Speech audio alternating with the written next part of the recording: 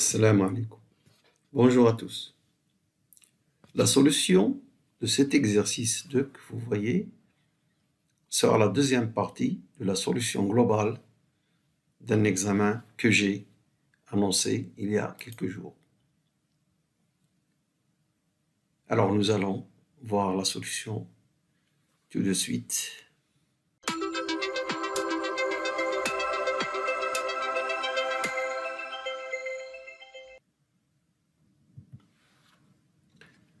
Alors nous avons dans cet exercice un espace de Hilbert complexe et T, un opérateur de H vers H, linéaire continu qui vérifie une condition avec une constante K strictement positive. On nous demande de montrer cette inégalité.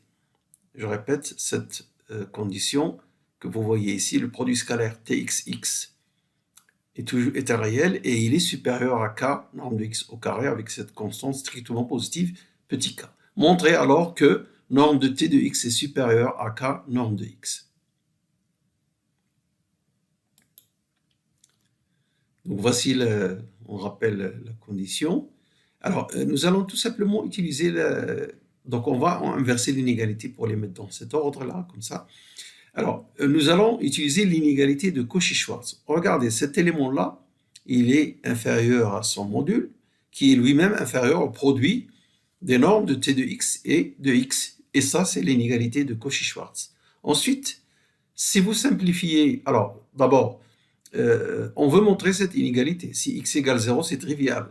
0 inférieur à T de 0 égale 0 puisque T est linéaire. Si x est différent de 0, vous simplifiez dans cette inégalité-là.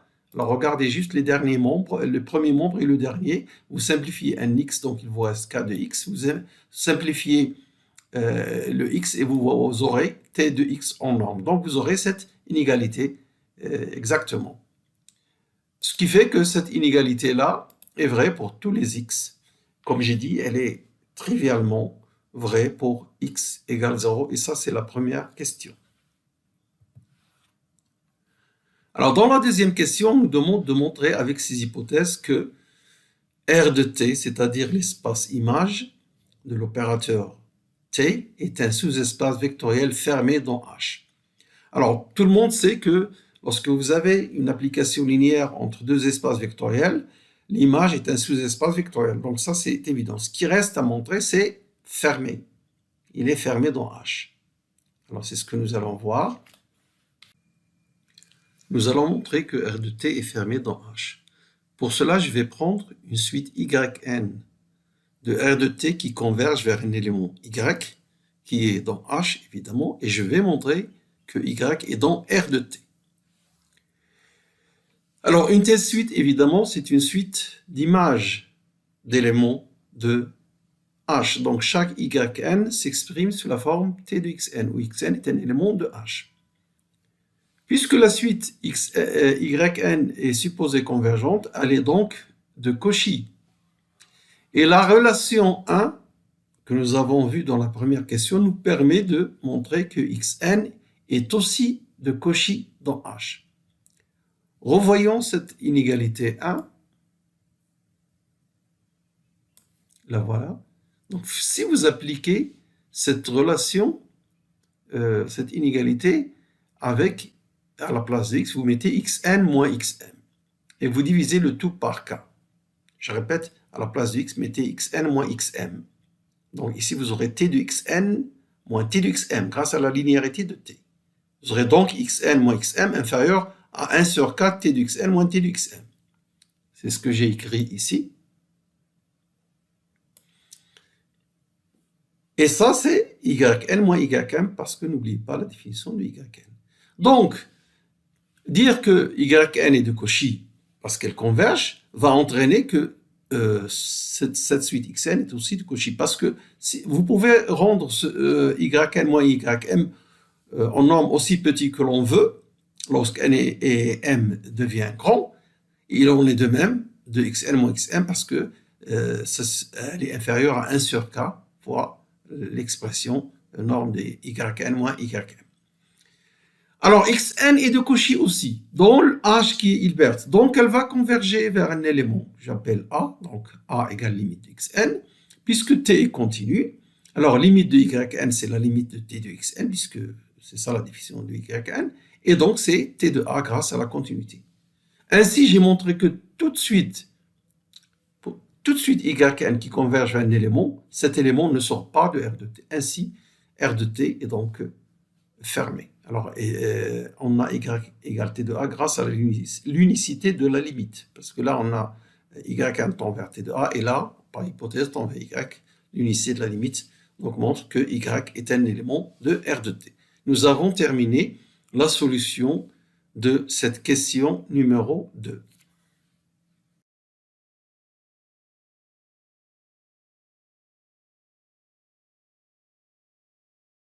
Allons voir maintenant la question numéro 3. Alors, dans cette question numéro 3, nous demandons simplement de trouver l'orthogonale de R de T. Je rappelle la condition que vérifie l'opérateur, cette condition-là. Voilà, là aussi. Grâce à cette condition, j'ai cette double implication. Chacune, je vais l'expliquer. La première explication, si x est dans l'orthogonale de R de T, alors ceci est nul. Pourquoi? Parce que, qu'est-ce que ça veut dire x dans l'orthogonale de R de T? Ça veut dire qu'il est orthogonal à toutes les images, en particulier à sa propre image. Donc nous aurons Tx, x égale 0. Voilà. Pour la deuxième, ça vient d'ici. Ceci est nul, implique ça nul. Et ça c'est positif, donc x égale 0. K est strictement positif, donc il ne reste que la solution norme de x égale 0 qui est équivalente à x égale 0. Voilà, nous avons démontré que s'il y a un élément dans l'orthogonale, il est forcément nul. Donc l'orthogonale est inclus dans le singleton, 0. Mais il est égal au singleton 0 parce que 0 est toujours un élément de l'orthogonale d'un ensemble, quel qu'il soit. Pourquoi? Parce que, comme je dis, je répète toujours, l'orthogonale dans un espace pré-hilbertien, l'orthogonale d'une partie est un sous-espace vectoriel de cet espace en bion, qu'il soit de Hilbert ou pré-hilbertien. 0 est toujours dans l'orthogonale et par conséquent, nous avons montré que l'orthogonale de R de T est inclus dans le singleton 0. 0 est dans l'orthogonale de R de T, alors on a l'égalité. Nous avons déterminé l'orthogonale de R de T. Il reste une dernière question, question numéro 4. On déduit que T est un isomorphisme de H. Donc si T, cet exercice va nous donner le résultat suivant. Si T est un opérateur linéaire continu qui vérifie cette condition, alors c'est un isomorphisme de H. Regardons cette solution de la question numéro 4. Alors, je vais rappeler un résultat que j'ai fait dans le cours. C'est un résultat connu sur les espaces de Hilbert, qui est une conséquence du théorème de la projection orthogonale, alors que j'ai expliqué dans un cours. Je vais vous laisser le lien dans la description de ce cours sur les espaces de Hilbert. Si f est un sous-espace vectoriel d'un espace de Hilbert, alors l'orthogonale de f est égale à la fermeture de f, ou si vous voulez, l'adhérence de f. Attention, ce n'est pas égal à f. Si f est fermé, il est égal à f. D'accord? Bon, maintenant, alors, nous allons tenir compte du fait que R de T est fermé, et donc nous aurons R de T fermé. Donc nous aurons R de T est égal à son orthogonale. Si vous appliquez ça avec F égale R de T, il est fermé, donc on a cette égalité. Ensuite, cette deuxième égalité elle vient d'où? Je vais mettre l'écran antérieur en vision, donc la frame précédente. Vous avez ici R de T égale 0. Vous appliquez l'orthogonale une deuxième fois, donc vous trouvez ceci égale à 0 orthogonale. Voilà, donc l'égalité 2 vient de cette égalité numéro 3. Et enfin, la dernière, d'où est-ce qu'elle vient? Elle est toujours vraie, parce que les éléments de H sont tous orthogonaux au vecteur nul. Donc l'orthogonale du vecteur nul, c'est H. Ainsi, qu'est-ce qu'on a démontré? R de T est égal à H. T est surjectif. D'autre part, notre inégalité que nous avons démontrée dans la question numéro 1 nous montre que T est injectif. Parce que T est linéaire. Si T de x égale 0, vous aurez cette expression égale 0. K étant non nul, comme c'est dit dans l'énoncé, donc norme de x égale 0, et par conséquent x égale 0. Donc nous avons à la fois T est surjectif et injectif, donc il est bijectif.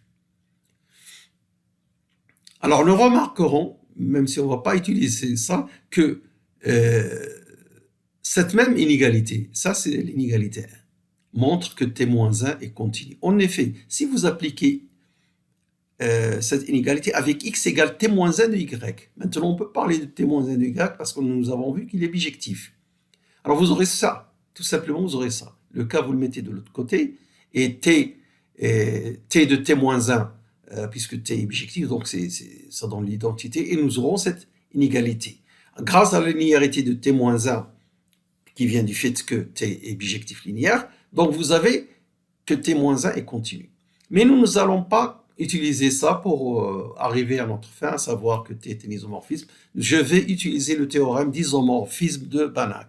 T est un opérateur linéaire, continu, bijectif, entre deux espaces de Banach. Ils sont même des Hilbert, H et H. H est lui-même. Donc, d'après le théorème d'isomorphisme de Banach, T est un isomorphisme. Vous aurez pu dire, qu'est-ce que c'est qu'un isomorphisme d'ailleurs? T est un isomorphisme s'il est linéaire continu, bijectif, et sa réciproque est continue, que j'ai expliqué ici. Mais vous pouvez utiliser Banach, c'est beaucoup plus simple. Et voilà, vous êtes tranquille, théorème d'isomorphisme de Banach. Voilà ce que nous tirons de cet exercice qui est court mais édifiant, plein de choses intéressantes à voir par cette inégalité. Je fais remarquer ici que je vais laisser un lien. Cette inégalité, nous avons vu que l'opérateur qui vérifie cette inégalité, il est injectif à image fermée, c'est même équivalent. Donc on a déjà parlé de cette inégalité-là. Alors, je vous dis merci de votre attention. Et donc, ce qui nous reste, c'est 2 autres exercices à corriger dans cet examen.